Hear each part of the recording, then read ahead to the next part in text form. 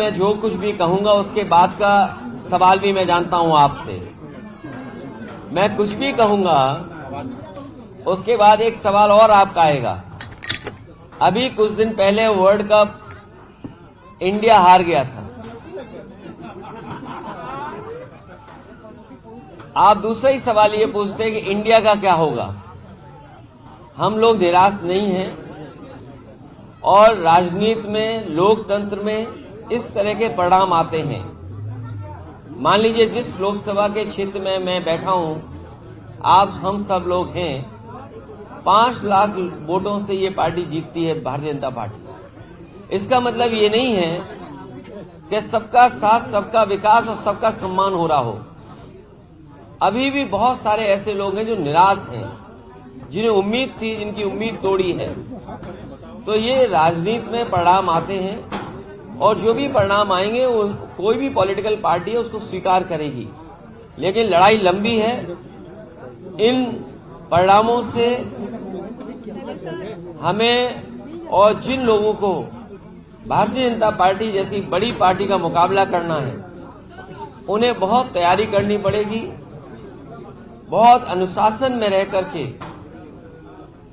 उन चीजों का मुकाबला करना पड़ेगा जिस रणनीति के तहत ये इतना बहुमत पा रहे हैं। इसलिए मुझे उम्मीद है कि आने वाले समय में परिणाम दूसरे होंगे। मध्य प्रदेश की बात कही जा रही है कि कमलनाथ, अगर आपसे कमलनाथ का रुख अगर सही रहता। देखिए, मध्य प्रदेश के चुनाव में बातचीत हुई और ये भी आश्वासन मिला था कि आपको 6 सीटों में विचार किया जाएगा। लेकिन उनकी राजनीतिक परिस्थितियां ये नहीं थी कि हमें साथ लिया जाए समाजवादियों को। चुनाव में हार हुई है, हार को स्वीकार करना पड़ेगा और आने वाले समय में मैं समझता हूं हर हार हमें सबक सिखा के जाती है और हर हार में कहीं न कहीं हमें उम्मीद नजर आती है। जो कुछ हुआ मध्य प्रदेश में, भविष्य में ऐसा नहीं होगा।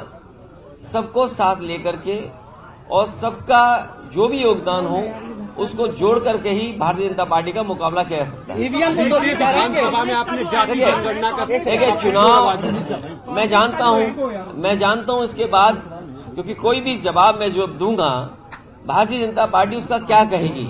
हम समाजवादी लोग हैं जिन्होंने उत्तर प्रदेश में सबसे ज्यादा लैपटॉप बांटे और मैं आपके सामने बड़ी जिम्मेदारी के साथ कहता हूं कि आज भी जो लैपटॉप जिन परिवारों में होंगे वो चल रहे होंगे, आज भी खराब नहीं होंगे और आपके पड़ोसी में भी या अड़ोस पड़ोस में भी कोई न कोई परिचित होगा जिसको लैपटॉप मिला होगा। समाजवादी पार्टी ने एम्बुलेंस चलाई। आप फोन करते थे, 15 मिनट में एम्बुलेंस पहुंचती है। समाजवादी पार्टी ने यहां पर डायल 100 दिया, फोन करने पर पुलिस आपके पास पहुंचती है। और आजकल तो देखा होगा आपने, टेक्नोलॉजी में स्विगी है, तमाम है, फोन करो खाना आ गया, फोन करो सामान आ गया। ये बात नहीं है कि हम टेक्नोलॉजी को नहीं समझते हैं, टेक्नोलॉजी को हम समझते हैं, लेकिन लोकतंत्र मजबूत तभी होगा जिस तरीके से अमेरिका में, जापान में, अमेरिका हमसे अर्थव्यवस्था में और ताकतवर बहुत है देश हमसे, जापान हमसे बहुत आगे है। अगर वो देश इस तरह की व्यवस्था पर विश्वास नहीं रखते हैं तो इतने बड़े लोकतंत्र में वोट आपने डाला, आप 1 हफ्ते इंतजार कर रहे हैं परिणाम के लिए और आप 2 घंटे में परिणाम चाहते हो। इसलिए हमें और आपको भी अमेरिका से सीखना चाहिए। अगर 1 महीना वोट डलता है तो 1 महीना काउंटिंग भी होती है। इसलिए अगर अमेरिका आज दुनिया में सबसे ताकतवर देश है और अगर वहां व्यवस्था बैलेट की, पेपर की है, तो कहीं न कहीं हमें भी अपनाना चाहिए। और ये जरूरी नहीं है कि रिजल्ट 1 घंटे में आए, घंटा, 2 घंटा, 2 दिन, 3 दिन। अगर अमेरिका जैसा देश 1 महीने इंतजार करता है, काउंटिंग कराता है, तो आपको किस बात की जल्दी है? बड़ी पार्टी है लेकिन उसके जो नेता है वो बिल्कुल अहंकार में डूबे हुए थे। चाहे कमलनाथ हो, ये बात खत्म हो गई ना, ये बात खत्म हो गई। आप परिणाम आ गया, अहंकार भी खत्म हो गया। हमारे पत्रकार साथी परिणाम नहीं अहंकार खत्म किया है। मुझे उम्मीद है कि कि आने वाले समय में फिर रास्ता निकलेगा, क्योंकि देश के लिए लोकतंत्र बचाना, संविधान बचाना ये महत्वपूर्ण है।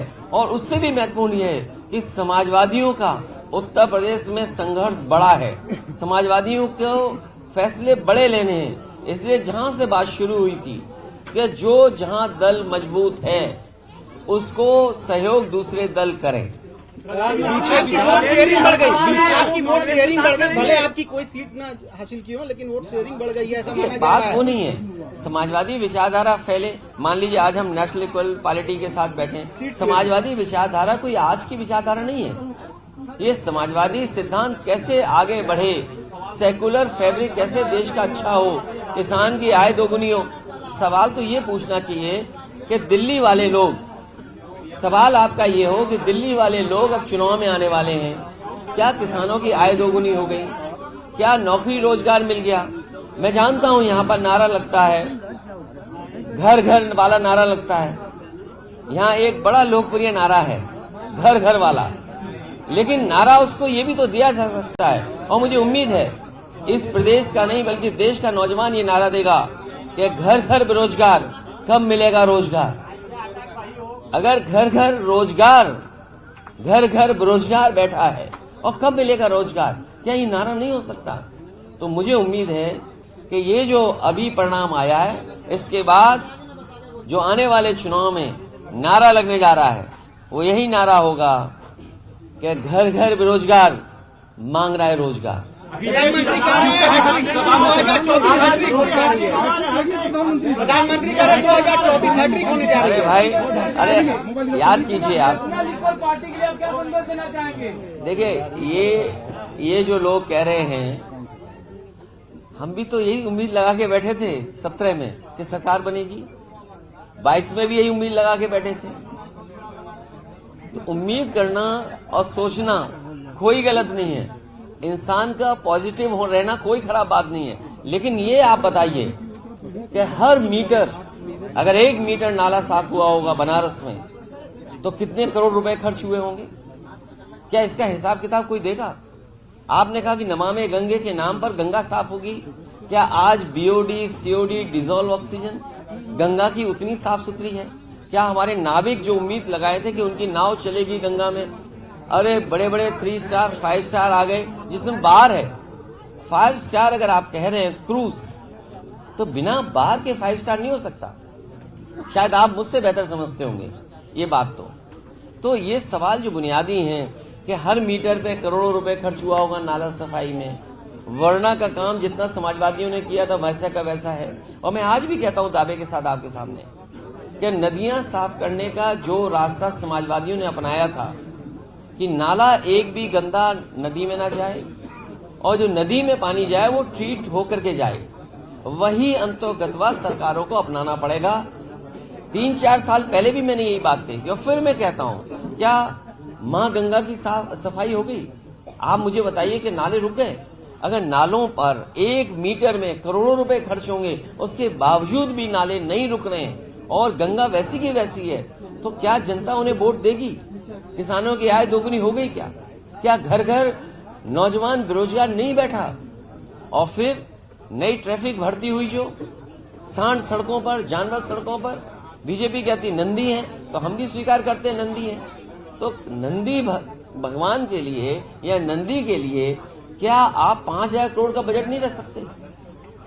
मैंने सप्लीमेंट्री बजट में कहा कि सरकार को कम से कम 5,000 करोड़ बजट रखना चाहिए। सरकार क्यों पीछे भाग रही है? क्या बिजली महंगी नहीं मिल रही है आपको? बीते विधानसभा में आपने जाति जनगणना को लेकर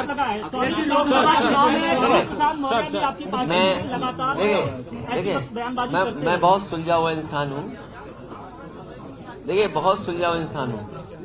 हमें अगर पेड़ भी दिखाई दे जाता है तो मैं पेड़ के पैर छू लेता हूँ। क्या ये सनातन धर्म में नहीं है? बिल्कुल है, लेकिन स्वामी के साथ नहीं। मानते हैं ना। अब मैं क्या बोल रहा हूँ, हमसे ज्यादा अगर पेड़ लगाए हो किसी ने तो बता दो।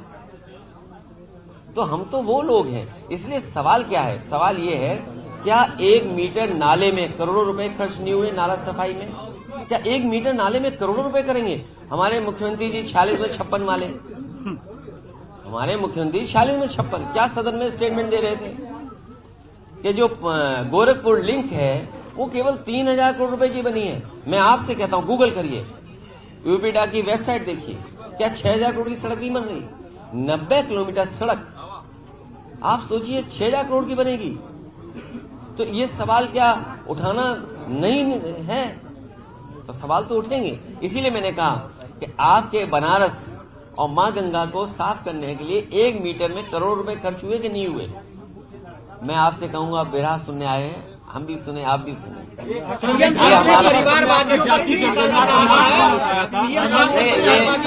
अरे भाई, ये क्या परिवारवाद? अरे यहाँ जितने खड़े हो, क्या तुम्हारा परिवार नहीं है? अरे बताइए ना, जो सवाल कर रहे हो, शादी नहीं हुई आपकी? अरे बस ठीक बात है, ये भी परिवार वाले हैं। एक मिनट जाओ भाई, देखो मैं तो ये कहूंगा, परिवार वालों को सवाल परिवार वालों से नहीं पूछने चाहिए। सर, विधानसभा सत्र में आपने जाति जनगणना को ये जितने परिवार वाले हमारे साथी हैं, वो परिवार वाला सवाल नहीं पूछ सकते। और राजनीति में देखिए, डॉक्टर का बेटा डॉक्टर, इंजीनियर का बेटा इंजीनियर, व्यापारी का बेटा व्यापारी। तो अगर नेता कोई मशीन से नहीं जीत रहा है, वो जाकर के वोट मांगता है, तो लोकतंत्र को कमजोर मत करिए। हाँ, अगर हम गलत हैं तो जनता हमें नकार देगी, और हम जनता के से लड़ने जाते हैं। अपना परिवार क्यों छिपाते हो? बताइए माननीय मुख्यमंत्री जी, अगर उनके मामा मठ के न होते और गोरखपुर से सांसद न होते, तो क्या मुख्यमंत्री जी मुख्यमंत्री होते? उनको अपना परिवार नहीं दिखाई देता है। और मैं तो ये कहूंगा, हम तो उनके बाद लोकसभा में आए। अरे पहले तो आपने परिवारवाद किया, अगर आपने नहीं किया होता परिवारवाद, तो हम भी नहीं लड़े होते। इन 3 राज्यों में सीट शेयरिंग बढ़ गई आपकी, भले आप नहीं, सीट शेयरिंग नहीं, हमारा लक्ष्य पहले भी वही था और आज भी वही है। और हमारे गठबंधन आपने देखे हैं, कभी हम किसी का गला दबा के गठबंधन नहीं करते हैं, किसी को दबा के गठबंधन नहीं करते हैं। हमारा लक्ष्य है कि सिद्धांत जो है उसके आधार पर, और अगर हम जीतने वाले हैं तो हमें मौका मिलना चाहिए। अगर आपके पास कोई प्रत्याशी अच्छा है जो जीत सकता है, तो हम आप पे विचार करेंगे। हमारे यहाँ कोई शर्त नहीं है, और शर्त के साथ कोई समझौता नहीं हो सकता, बड़ा गठबंधन नहीं हो सकता। इस चुनाव के बाद इंडिया गठबंधन का भविष्य वो कहाँ देख रहे हैं? अरे अभी इंडिया हारी थी, इंडिया फिर हार गई, फिर जीत जाएगी इंडिया, उसमें क्या फर्क पड़ता है? आपने एक मिनट, आप नहीं चाहते इंडिया जीते? बताओ ना, आप बोलो ना, आप नहीं चाहते इंडिया जीते? गठबंधन की राजनीति नहीं, गठबंधन नहीं, मैं आपसे सवाल केवल इतना पूछ रहा हूँ कि आप नहीं चाहते इंडिया जीते? ये भी मन से चाहते इंडिया जीते, तो हम भी चाहते इंडिया जीते। लेकिन जैसा इन्होंने भी पूछा, वही मैंने जवाब दिया कि अगर हमारे पास प्रत्याशी अच्छा है तो हम लड़ेंगे, आप पे प्रत्याशी है तो आप लड़े। हमारे रास्ते और दरवाजे सबके लिए खुले हैं। सर, विधानसभा सत्र में और इसमें कोई सोचने की बात नहीं है। आपके पूर्व सहयोगी ओम प्रकाश राजभर का इंतजार लंबा होता जा रहा है। तुम यार, पत्रकार साथियों, मैं आपका चैनल देखता हूँ, जब एड आता है तो वो सब न्यूज खत्म हो जाती है। तो एड वाले बातों की बात मत करो, एड वाले लोगों की। फिल इन द गैप पे बात मत करो। हिंदुत्व का चेहरा अपनाया, क्या सॉफ्ट हिंदुत्व है, हार्ड हिंदुत्व? देखिए, मैंने कई बार इसका जवाब दिया, कोई सॉफ्ट कोई हार्ड नहीं। हम सॉफ्ट हम हार्ड, ये क्या बात है? हिंदू हिंदू है, सनातन धर्म है, उसमें हार्ड और सॉफ्ट क्या होता है? विधानसभा सत्र में आपने जाति अब बात आगे मत बढ़ाओ। नहीं, रास्ता बहुत टफ हो गया। नहीं, तो क्या टफ है? अरे टफ ही नहीं है, घर घर रोजगार मांग रहा है, रोजगार क्या टफ है? तीसरे मोर्चे की कोशिश करेंगे अखिलेश जी, तीसरे मोर्चे के लिए वो जो गठबंधन है, वो तीसरा मोर्चा भी मान लो, चौथा मोर्चा भी मान लो, पहला मोर्चा भी मान लो। मैंने कहा लक्ष्य हमारा है बीजेपी का मुकाबला करना। लेकिन यूपी में और जो किसान की आय नहीं दोगुनी, बेरोजगार इतने बैठे हैं, महंगाई है, तो ये बड़े सवाल हैं। तो इन सवालों के साथ ही हम उठ बैठ करके रास्ता निकालेंगे। सर, प्रधानमंत्री साफ हो गया, मायावती ने ट्विटर और आय दोगुनी हो गई आपकी, बेरोजगारों को रोजगार मिल गया। अरे भाई, अखिलेश वल्लभी पटेल जी का नाम चल रहा है आपके पार्टी सिंबल पर चुनाव। देखिए, आप अपने आप कैंडिडेट मत घोषित किया करें। अखिलेश जी ये अखबार वाले, टीवी वाले घोषित कर देते हैं प्रत्याशी। अगर आप में से किसी का मन हो तो हमें चुपचाप पर्ची दे देना। साथ ही अखिलेश जी मायावती ने ट्विटर पे शेयर किया है कि ये जीत शंका पैदा अब ट्विटर नहीं है, बदल गया नाम। हाँ, बदल गया नाम। उस पर एक रिटेन में दाखिल किया हुआ है कि ये जो जीत है वो एक शंका पैदा करती है, एक तरफा जीत। कोई बात नहीं, अब इसमें हम जवाब नहीं देंगे। सर, विधानसभा सत्र में आपने जाति जनगणना का पुरजोर आवाज उठाया, क्या आने वाले लोकसभा में आपका ये देखिए, और मैंने तर्क भी दिया। मैंने ये कहा कि जब 2017 में मेरिट से पुलिस की भर्ती हुई थी तो उस समय पुरानी आरक्षण व्यवस्था थी, और जब भर्ती का रिजल्ट आ गया तो तमाम नौजवान जो नौकरी पा गए थे, सरकार ने वो आरक्षण की व्यवस्था बदल दी, जो नए तरह से आरक्षण था वो व्यवस्था लागू कर दी, तो 1700 नौजवानों को अपनी नौकरी खोनी पड़ी। उसमें पिछड़े और दलित नौजवान थे। इसीलिए मैंने मांग की है, और पूरे देश से ये मांग उठ रही है कि जाति जनगणना हो और आबादी के हिसाब से हक और सम्मान मिले। इसके मैं पक्ष में हूँ। जाति जनगणना होगी, होके रहेगी। समय जरूर है, लग सकता है, लेकिन देश की बड़े पैमाने पे आबादी ये चाहती है कि जाति जनगणना हो। भाजपा की कह रहे हैं, अब तो अपने डिप्टी सीएम की कह रहे हैं। अरे भाई, तुम पूछोगे बदल जाएंगे, क्यों उनकी बात करते हो? अब ये जीत के बाद, कुछ नहीं है वो। जीत के बाद 2024 को किस तरह से देख रहे हैं? 2024 को